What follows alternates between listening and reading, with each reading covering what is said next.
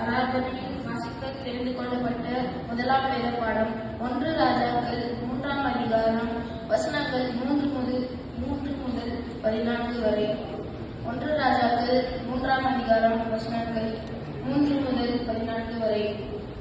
Solomon கர்த்தரிடத்தில் அன்பு கூர்ந்து தன் தகப்பனாகிய தாவீதின் கட்டளைகளில் நடந்தார். ஆனாலும் அவன் மேடைகளில் பலியிட்டு தூபம் காட்டி வந்தான். அப்படியே ராஜா பலியிட கிபியோனுக்கு போனான். அது பெரிய மேடையாய் இருந்தது. அந்த பலிபீடத்தின் மேல் சாலமோன் 1000 சர்வாங்க தகன பலிகளை செலுத்தினான். கிபியோனிலே கர்த்தர் சாலமோனுக்கு ராத்திரியில் சொப்பனத்திலே தரிசனமாகி, நீ விரும்புவதை என்னிடத்தில் கேள் என்று தேவன் சொன்னார். அதற்கு சாலமோன், என் தகப்பனாகிய தாவீது என்னும் உமது அடியான் உம்மை பற்றி உண்மையும் நீதியும் மன நேர்மையுமாய் உமக்கு முன்பாக நடந்தபடியே தேவரீர் அவருக்கு பெரிய கிருபையை செய்தீர். அந்த பெரிய கிருபையை அவருக்கு காத்து இந்நாளில் இருக்கிறபடியே அவருடைய சிங்காசனத்தில் வீற்றிருக்கிற ஒரு குமாரனை அவருக்கு தந்தீர்.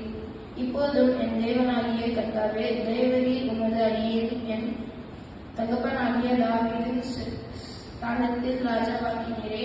நானோ என்றால் போக்குவரவு அறியாத சிறுபிள்ளையாய் இருக்கிறேன். நீ தெரிந்து கொண்டதும் ஏராளத்தினால் எண்ணிக்கைக்கு அடங்காததும் இலக்கத்திற்கு உட்படாததுமான திரளான ஜனங்களாகிய உமது ஜனத்தின் நடுவில் அடியே நிற்கிறேன். ஆகையால் உமது ஜனங்களை நியாயம் விசாரிக்கவும் நன்மை தீமை இன்னதென்று வகையறுக்கவும் அடியனுக்கு ஞானமுள்ள இருதயத்தை தந்தருளும். ஏராளமான இந்த உமது ஜனங்களை நியாயம் விசாரிக்க யாராலே ஆகும் என்றான்.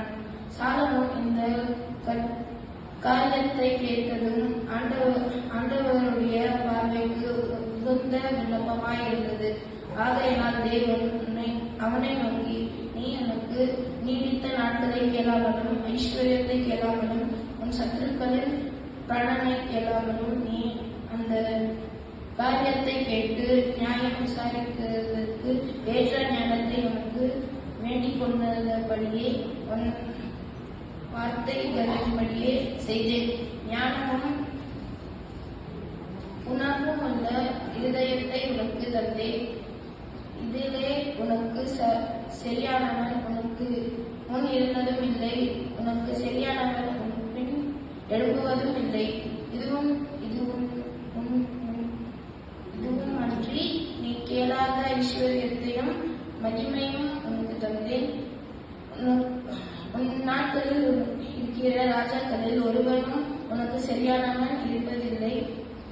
உன் தகப்பனாகிய தாவீது நடந்தது போல நீயும் என் கட்டளைகளையும் என் நியமங்களையும் கைக்கொண்டு என் வழிகளில் நடப்பாய், என்னில் உன் நாட்களையும் நீடித்து இருக்க பண்ணுவேன் என்றார். வாசிக்க வேண்டிய முதலாம் வேத பாடம் வாசித்தாயிற்று.